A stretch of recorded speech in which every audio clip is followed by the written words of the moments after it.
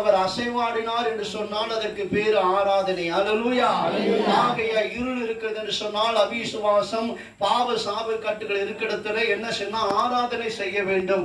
நாம் நடந்தாலும் உட்கார்ந்தாலும் எழுந்தாலும் நின்றாலும் படுத்தாலும் தாவீதை போல நான் படுத்து நித்திரை செய்தேன், என் இருதயம் விழித்துக் கொண்டிருக்கிறது. அல்லேலூயா. ஆகையால் ஆராதனை எந்த இடத்துல இருக்கிறது? ஆராதனை என்று சொன்னாலே வெறுமையான ஆராதனை அல்ல. வேதம் சொல்லுகிறது, யோவான் 1ஆம் அதிகாரம் 1ஆம் வசனத்தில் கவனிக்க வேண்டும். ஆதியிலே வார்த்தை இருந்தது, அந்த வார்த்தை தேவனிடத்தில் இருந்தது, அந்த வார்த்தை தேவனாய் இருந்தது. அல்லேலூயா. 2 தீமோத்தேயு 3ஆம் அதிகாரம் 16ஆம் வசனம் சொல்லுகிறது, வேத வாக்கியெல்லாம் பரிசுத்த ஆவியினாலே எழுதப்பட்டு இருக்கிறது. ஆமென். ஆவியானவர் ஆதியாகமம் 1:3 வாசிக்கிற பொழுது வெளிச்சம் உண்டாக கடவுது என்று சொன்னார். ஆமென். வெளிச்சம் லைட் போடணும்னு சொன்னா நீங்க எப்படி சொல்லுவீங்க? யார்கிட்ட எப்படி சொல்லுங்க? நாவை தான் பயன்படுத்துவீங்க. ஆகியால் ஜெபம் என்பது, ஆராதனை என்பது, விண்ணப்பம் என்பது நாவை பயன்படுத்தும். அதனால்தான் தேவ ஆவியால் வெளிச்சம் உண்டாக கடவுது என்று சொன்னார். அல்லேலூயா. அந்த வீட்டுடைய ஒழுங்கு எப்ப மாறு, வெறுமை எப்ப மாறி, இருள் எப்ப உடைக்கப்படும்னா தேவ பிள்ளைகளுக்கு 3 காரியம் ரொம்ப முக்கியம். 1, வார்த்தையினால் நிறைந்தவர்களாய், பிரசன்னத்தினால் நிறைந்தவர்களாய், ஆவியினாலே பண்ணப்படுகிற ஜெபம். அல்லேலூயா. ஆவியினாலே பண்ணப்படுகிற ஜெபம். 2வது ஆவியினாலே பண்ணப்படுகிற ஜெபம். ஏன்னா அங்க ஒழுங்கின்மை, வெறுமை, இருள் இருந்தது. அதுக்கு பேர் தான் வெளிப்பாட்டு வர. அல்லேலூயா. எத்தனை பேர் ஆவியோடு உண்மையோடு சற்று நேரம் ஆராதித்து உங்க வாழ்க்கை இருக்கிற எல்லா இருளை அவர் உடைக்க போகிறார். அல்லேலூயா. ஆராதனை செய்தால் நிச்சயமாக சில நுகங்கள் உடைக்க. கர்த்தருடைய ஆவியானவர் எங்க உண்டோ அங்க விடுதலை உண்டு. ஆமென். கிறிஸ்து இயேசு மெய்யாகவே விடுதலையாக்கினால் விடுதலையாக்கப்படுவீர்கள். வார்த்தை உங்களை விடுதலையாக்கும், ஆவியானவர் விடுதலையாக்குவார். அப்போஸ்தலர் 12:5 சொல்கிறது, சபையார் ஊக்கத்தோடு ஜெபித்த பொழுது கட்டுண்ட பேதுரு விடுதலையாக்கப்பட்டார். அல்லேலூயா.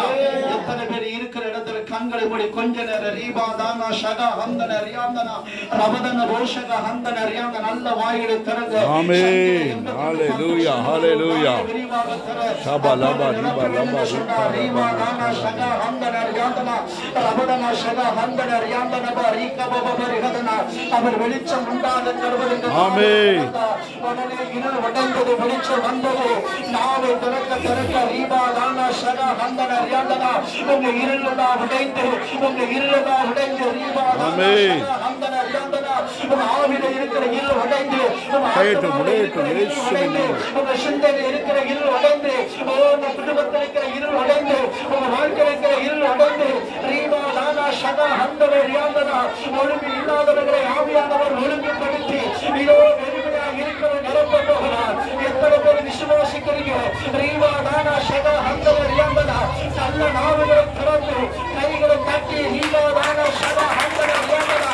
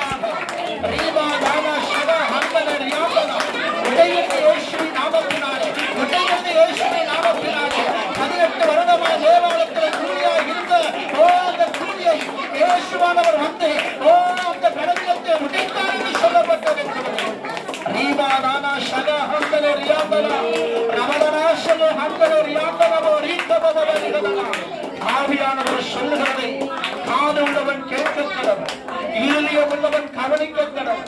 ஆவி உள்ளவர்கள் உணர்ந்து கொள்ள கடவர்கள், காது உள்ளவர்கள் கேட்க கடவர்கள், இருதயம் உள்ளவர்கள் கவனிக்க கடவர்கள், ஆவியை பெற்றவர்கள் உணர்ந்து கொள்ள கடவர்கள். ரீபா தான யுத்தகலத்துக்கு தாவீது வந்த பொழுது அங்க ஒரு முகாந்தரம் இருந்தது. தேவாலயத்திற்கு இயேசு வந்த பொழுது அங்க ஒரு முகாந்தரம் இருந்தது. கிராமங்களுக்கு பட்டணங்களில் இயேசு சென்ற பொழுது அங்க ஒரு முகாந்தரம் இருந்தது. இன்னைக்கு சபை குருவனுக்கு வந்திருக்கிற உங்களுக்கு ஒரு முகாந்தரம் இருக்கிறது. ஒரு முகாந்தரம் இருக்கிறது. அந்த முகாந்தரம் நல்லதிலே முடியும், நன்மையானதிலே முடியும், ஆரோக்கியமானதிலே முடியும், சேமத்திலே முடியும், மேன்மையிலே முடியும், உயர்விலே முடியும். கைகளை தட்டி ஆண்டவருக்கு நன்றி சொல்லுங்க. இன்றைக்கு வார்த்தை வந்திருக்கிறது, வந்திருக்கிறது. ஆவியானவர் உங்களுக்காக வார்த்தைக்காரராக பெருமக்கள் உங்களை செய்து கொண்டிருக்கிறார். இன்றைக்கு முகாந்தரம் உங்க வாழ்க்கையில நல்லது.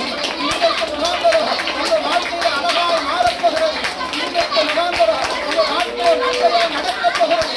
எந்த வேலையில் ஒழுங்கையில் இருளும் இருந்ததோ அங்கே ஆவியானவர் வந்தார். அந்த முகாந்தரம் நல்லதாய் முடிந்தது. அந்த முகாந்தரம் நிறைவாய் முடிந்தது. அந்த முகாந்தரம் ஆசீர்வாதமாய் முடிந்தது.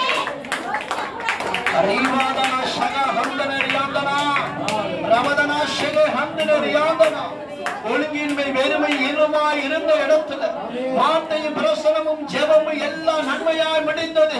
அந்த முகாந்தரம் நன்மையாய் முடிந்தது.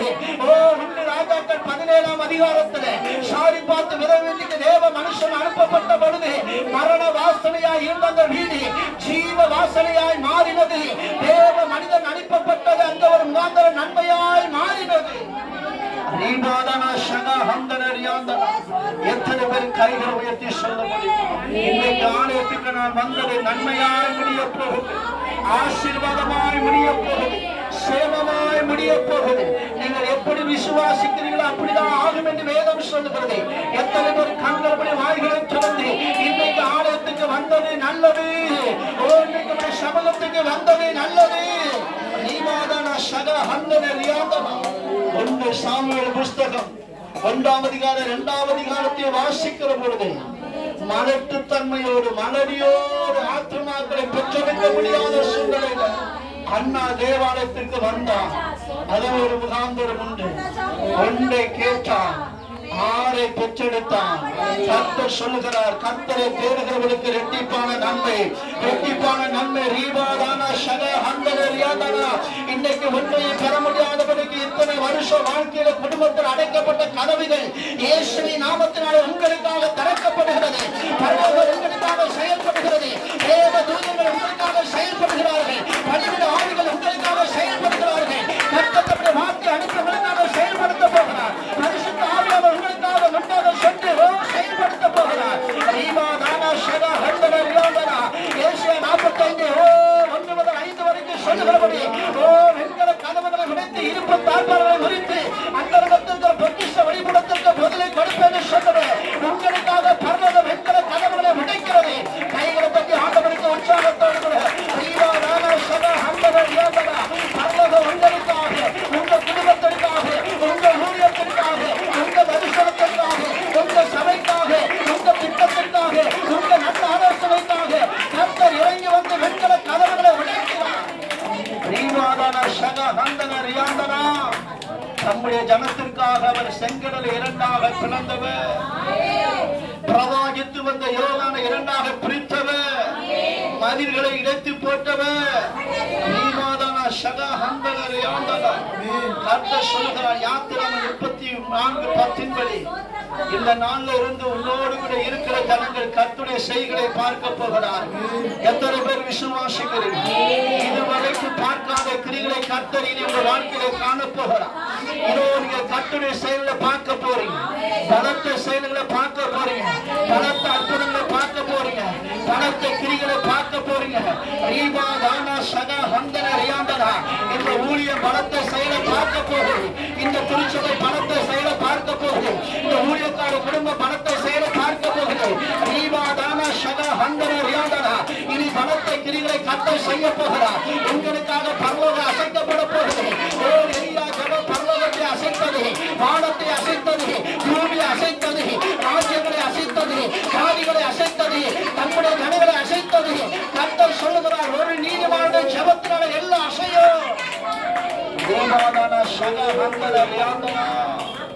எத்தனை பேர் கைகளை முயற்சி ஆண்டவரே, எவ்வளவு நல்ல தெய்வம் ஏசப்பா,